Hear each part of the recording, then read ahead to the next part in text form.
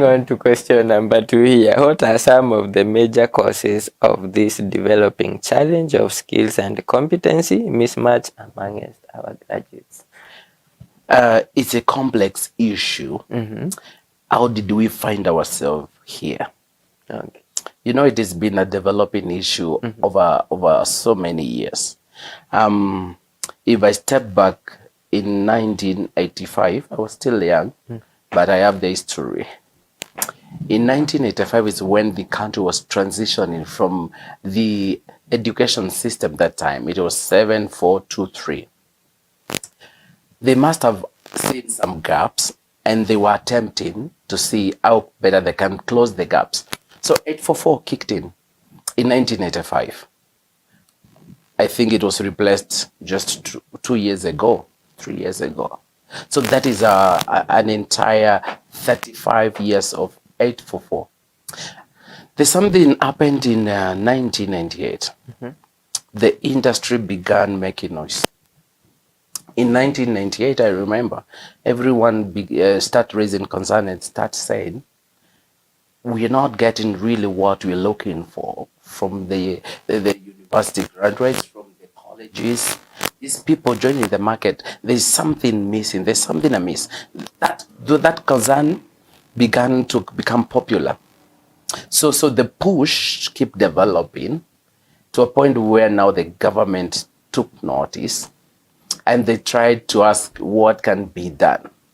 And I think that is what led to CBC, which means there is a problem. We are trying to look what is causing this problem, where is this problem coming, but we know there's a problem. So those are the attempts of the government to try to fix this problem. CBC, now we call it competence-based curriculum, just to try to see whether we can address this problem. But now I will look at this problem from the 3 dimensions. I will start with what I call demographics. Now, demographics has a hand in this. How? Demographics, we are talking about the change in the different generations. We started with the baby boomers. We came to 1985 to 1995. We have the Generation X. Then we have the millennials.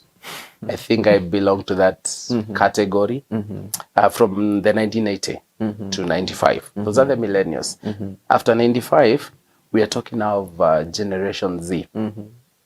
When you look at these 4 people, in terms of their value systems, in terms of their beliefs, in terms of what they prefer, what is important to them, how they look at life in general, the level of resilience, the level of focus. We are finding difference in every generation. Apparently, every of this generation is different. Of course, every generation has positives, but also have the downside. So I've said this has been developing problem. Now looking at demographics specifically, there's an abrupt shift by Gen Z. These are people who are born at a time where we are talking of freedoms. I need my space. You don't need to push me. I have my rights. This is what they're telling us. When I say you must work hard or you ship out, ship up, ship out. they have their rights. These people are come at a time where things are on the touch and go. You want warm food, microwave. You want coffee, instant coffee.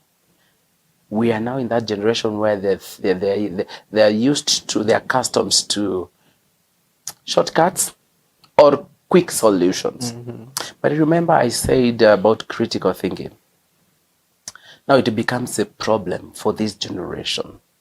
They don't want to go the long way. They don't want to take the baby steps. They don't have time and patience for the staircase. Now this definitely is a challenge. It is influencing the 7 key competencies I talked about. So demographic is one of the things working against them. Apparently they have to do something about it. if they agree to be at the mercies of the generation attributes, then it's going to be difficult for some of the recent graduates. It's going to be difficult. It's going to be messy. They need quick money. They need to make it fast without cutting a sweat. That is what it refers demographics. They need to be fully aware. The second one is technological advancement. You know, every time technology is good, it's very good.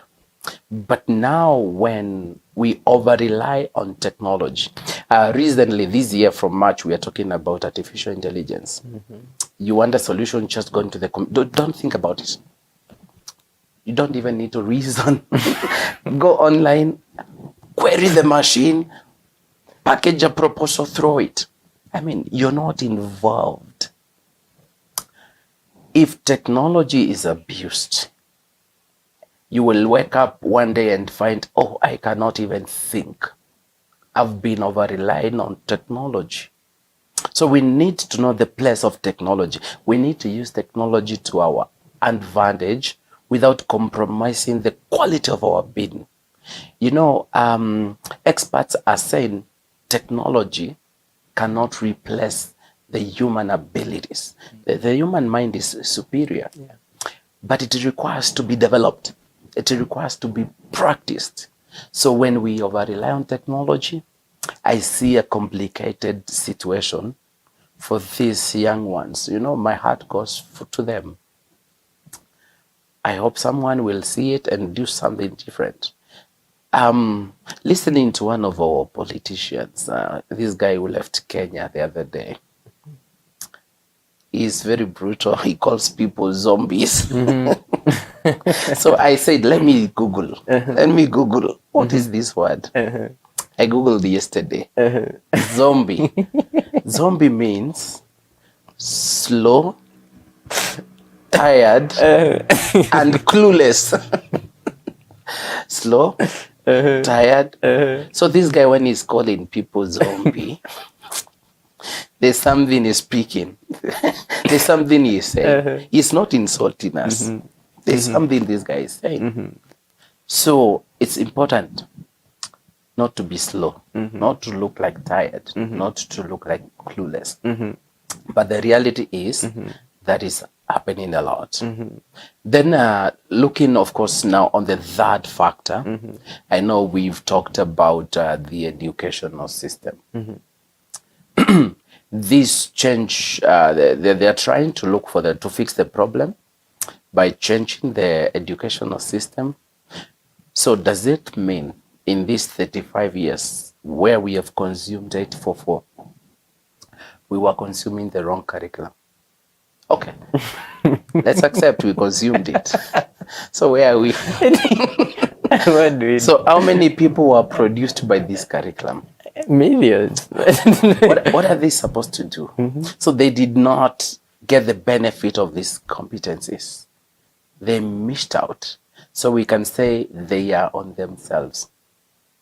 If I can give you the context, I am a beneficiary of 844. So when I landed into the workplace, it is true I was clueless. I mean, I did not understand what the employer is expecting of me. So I found myself in situations where it gets confused. So the time I got into leadership, still clueless, is where it hit me straight properly. That I have people I need to give direction. That I have problem to solve. That I have to make revenue for the organization. Otherwise, my job is at stake. If I lose my job, I have a family.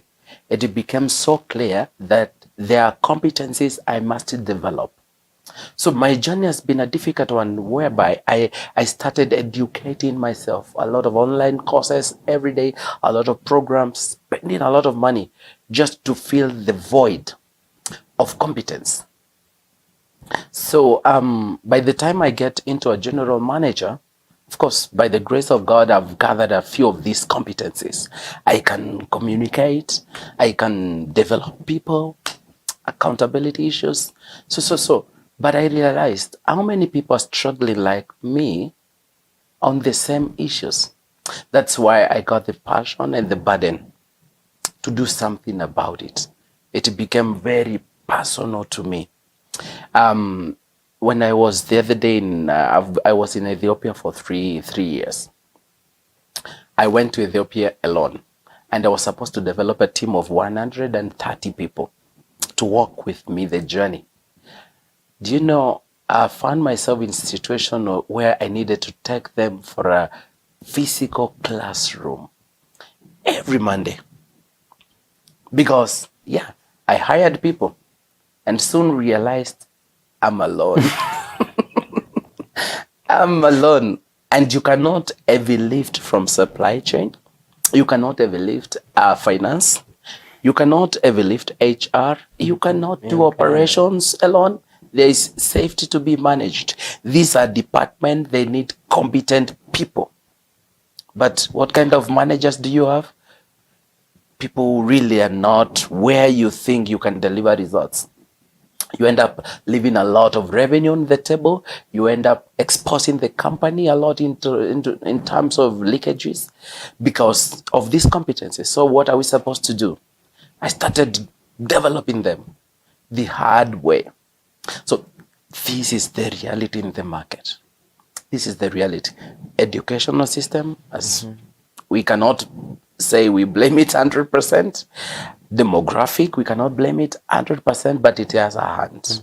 Technological advancement, it has a hand in this. So these are the factors which causing us to be where we are. There might be others, of course, but I've picked these as the top ones, influencing how did we get where we are. Talking about skill mismatch, disconnect between the industry and what the quality of people we're getting. Wow, and indeed, it's quite a heavy issue.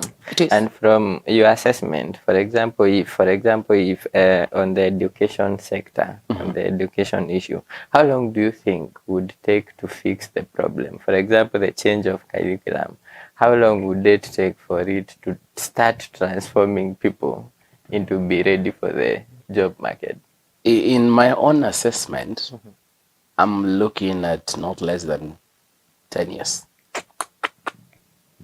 to transform someone. You know, I had the benefit of hiring people from when they are green and transform them to some level where you'd say they are 70% competent. The people I have in mind took 7 years.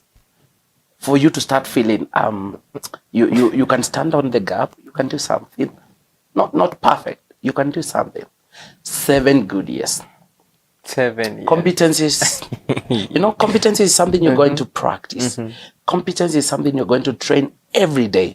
You're going to experience difficult scenarios and start now reasoning. By the time you get there, we talk about not less than 7 years. What will the employers do? It's really hitting on them very hard. So a lot of and that's why you're seeing companies are struggling in our country, because the employee has a big role to play, and if the employee is incompetent, what are we saying? Organizations are falling down left, right, and center. We are witnessing now the impact of employability at the marketplace. We are seeing this every day.